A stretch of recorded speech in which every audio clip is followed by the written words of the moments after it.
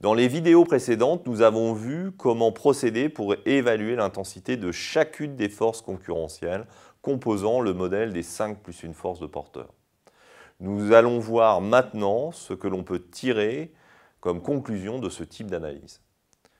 Ainsi, une fois évaluée l'intensité de chacune des forces concurrentielles au travers des critères que je vous ai présentés dans les vidéos précédentes, on peut maintenant schématiser l'ensemble sous forme de radar au travers de ce que l'on appelle l'hexagone sectoriel.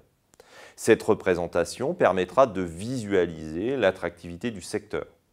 Sur cette représentation visuelle, la zone grisée représente l'intensité des forces concurrentielles du secteur. La zone non grisée correspond quant à elle à l'espace de profitabilité laissé à l'entreprise, autrement dit l'attractivité du secteur. Avec la pratique, vous constaterez que si la grille d'analyse de porteur a l'air simple à mettre en œuvre, notamment quand vous traitez d'un secteur en général, l'exercice devient plus difficile quand vous menez cette analyse pour une entreprise en particulier.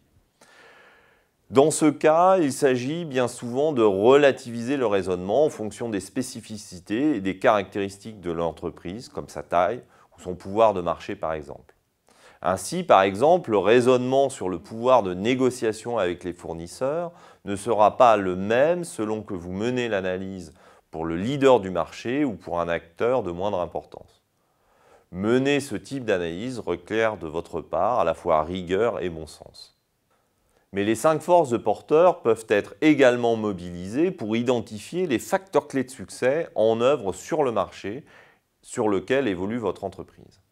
Les facteurs clés de succès étant les conditions qu'une entreprise évoluant dans un secteur donné, sur un marché donné, doit réunir pour être compétitive. Si je vous demandais quels sont les facteurs clés de succès caractérisant le marché de votre entreprise, je suis bien sûr qu'après quelques minutes de réflexion, vous seriez capable de me les donner. Votre réponse est fondée sur votre expérience et votre connaissance intuitive du marché et des règles de la concurrence. Ces FCS correspondent finalement au registre des argumentaires commerciaux développés dans votre entreprise. Ceux que vous développez vous-même si vous travaillez à la fonction commerciale chez vos clients au quotidien. Registre que l'on retrouve dans le discours tenu aussi par les concurrents, comme le prix, la qualité et la fiabilité du produit, le service client par exemple. Ces éléments correspondent également à ce qui est attendu par les clients et qui vont fonder leur décision d'achat. Pour vous, ce sont en quelque sorte les batailles que livrent les commerciaux au quotidien chez vos clients. La bataille du prix, la bataille de la qualité de service, la bataille de la réactivité. Gagner ces batailles revient à gagner la guerre de la concurrence. Les facteurs clés de succès correspondraient ainsi aux domaines dans lesquels il faut être bon si on veut être meilleur que ses concurrents. Le degré de maîtrise des facteurs clés de succès détermine la solidité de l'avantage concurrentiel détenu par l'entreprise. Mais la difficulté consiste à objectiver ces éléments énoncés sur la base de l'expérience accumulée et de l'intuition des acteurs de l'entreprise. Les 5 plus une force de porteur peuvent vous y aider. En effet, vous pouvez mobiliser cette grille d'analyse pour identifier les FCS caractérisant votre secteur d'activité. Les FCS sont par définition les conditions que l'entreprise doit réunir pour dégager un avantage concurrentiel dans un environnement concurrentiel donné, sur un marché donné. Aussi, ces FCS correspondent aux réponses génériques que les concurrents du secteur se sont collectivement inventés au fil du temps pour contrer les forces concurrentielles qui s'exercent sur eux. Le degré de maîtrise des FCS par l'entreprise va permettre d'estimer l'avantage concurrentiel détenu par celle-ci.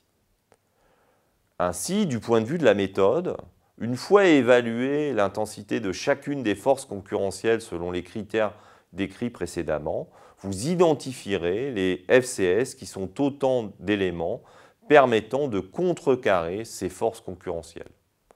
Pour ce faire, vous vous pencherez en premier lieu sur les pointes de l'hexagone.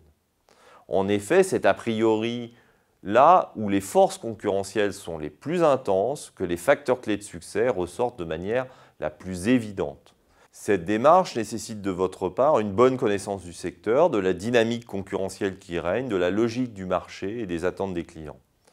Vous pourrez donc avoir recours en amont, soit à une analyse PESTEL pour vous approprier pleinement l'environnement du secteur, soit à des conseils extérieurs, concurrents, distributeurs, clients, qui par leurs différents éclairages vont vous permettre d'acquérir cette connaissance du secteur nécessaire à l'identification des FCS. Enfin, n'oubliez pas que si votre entreprise est diversifiée, c'est-à-dire présente sur plusieurs domaines d'activité stratégiques ou business, vous devrez décliner cette analyse des 5 forces de porteurs, domaine d'activité stratégique par domaine d'activité stratégique.